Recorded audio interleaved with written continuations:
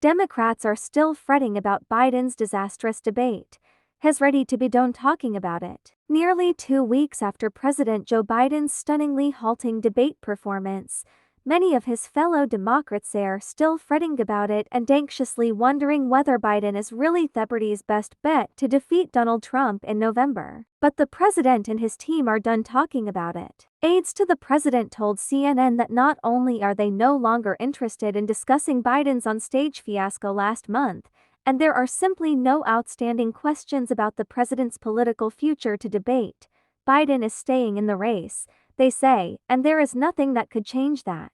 It doesn't matter how many more Democratic lawmakers might call on Biden to drop out. It doesn't matter what news outlet releases a new editorial calling on the president to abandon his campaign for a second term.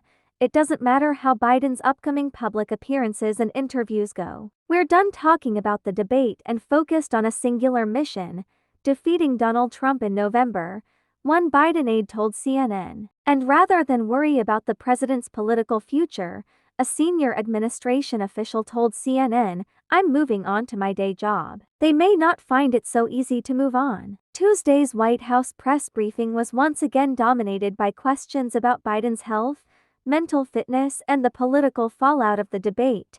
Diplomats in Washington for the NATO summit this week are nervous about whether Biden will be able to defeat Trump a second time, and the president himself is set to face the press in a rare solo news conference on Thursday at the summit, where he's sure to face intense questions about the future of his political life and his health. Despite all that, asked about the likelihood the president had considered withdrawing since the debate, a longtime advisor to Biden said, "Zero.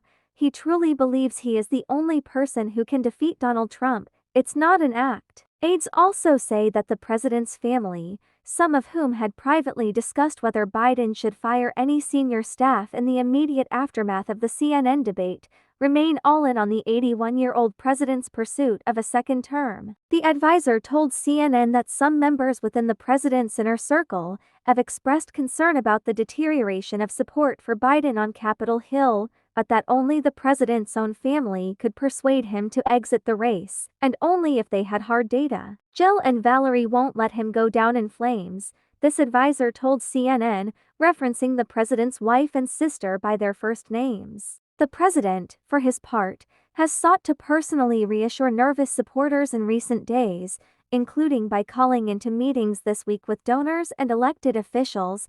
In a letter written to Democratic lawmakers on Monday, Biden forcefully called on his party to turn the page on the debate, saying, "The question of how to move forward has been well aired for over a week now, and it's time for it to end.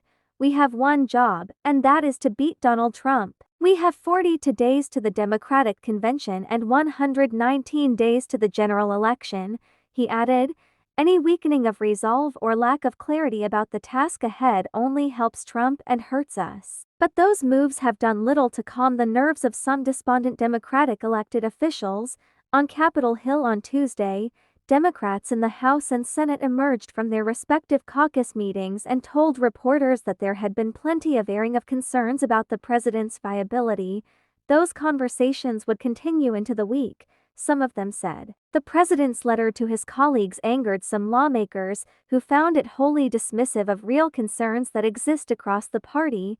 "He told us to go F ourselves," one House Democrat said. Democrats, including those inside the administration, view this week as critical to Biden's political survival, in no small part because lawmakers on Capitol Hill gathered privately for their weekly meetings on Tuesday.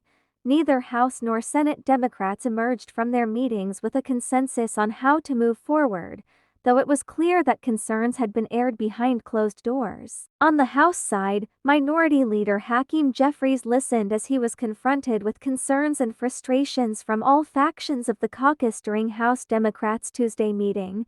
The open mic format, during which roughly 30 lawmakers spoke, was designed so Jeffries and his leadership team could hear directly from members during the group's first in-person meeting since the presidential debate. While Democratic Representative Jim Clyburn, a staunch Biden ally, called the meeting very positive, Another Democratic member in the meeting told CNN that there was a sense of sadness in the room from talking about someone you love who is in obvious decline. In the Senate meeting, Senators Michael Bennet of Colorado, Sherrod Brown of Ohio and Jon Tester of Montana all said they thought Biden cannot win the election.